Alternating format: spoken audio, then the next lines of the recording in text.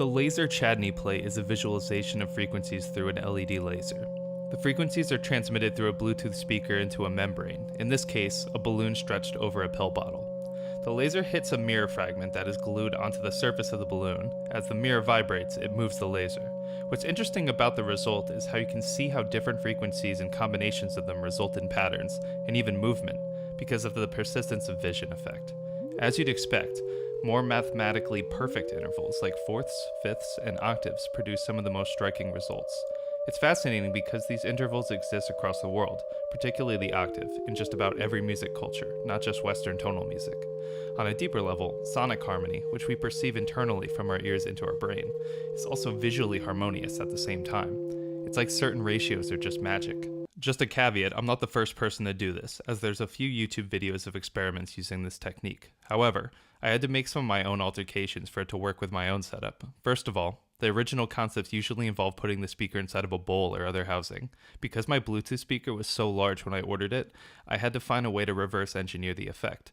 This led to the design of taping a bottle with a balloon and a mirror over a Bluetooth speaker. I'm pretty happy with the results, as it's actually easier to set up and break down.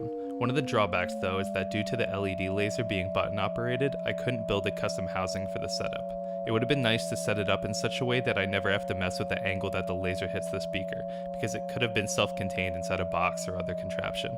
If I had more time for this project, I would build a housing that automates the setup process to make it more reliable. I would probably use a larger membrane, a larger mirror, and a larger light source to produce a much grander display. To generate enough sound for that though, it would likely shake my house. I don't think my landlord would be pleased with that. I wanted to take this concept further by adding an interactive element to it. There are many approaches to that, but I settled on controlling pitch using Open Sound Control.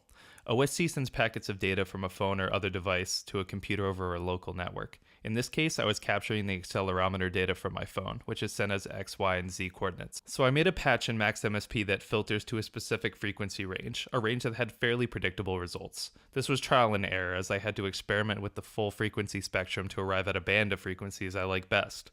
After that, those were placed inside of a Cole object. Since I had found the detuning of pitches to produce an interesting rotation effect, I had line objects shift to the next pitch inside the Cole object over 500 milliseconds. The line object makes pitch movement more drunken feeling, more fluid, where otherwise moving your phone would simply snap to the next available frequency. I also experimented with multiple users controlling a pitch, or multiple pitches. This became sort of a game, where you feed off the other user's pitch output. It's almost like a push and pull, stretching the laser shapes back and forth between the users. On a grander scale, it would be interesting to use many phones and bodies, perhaps using magnetic field detection, which most phones are capable of nowadays. Imagine 50 people moving through a room, and as they get closer to one another, the pitches change. This was too much for the scope of this project. All in all, I'm pleased with the results. I think this experiment inspired me to think about other ways that sound is visualized, and I'm looking forward to tinkering with jitter to produce more effects like this, maybe with a combination of software visuals and real analog visual techniques as well.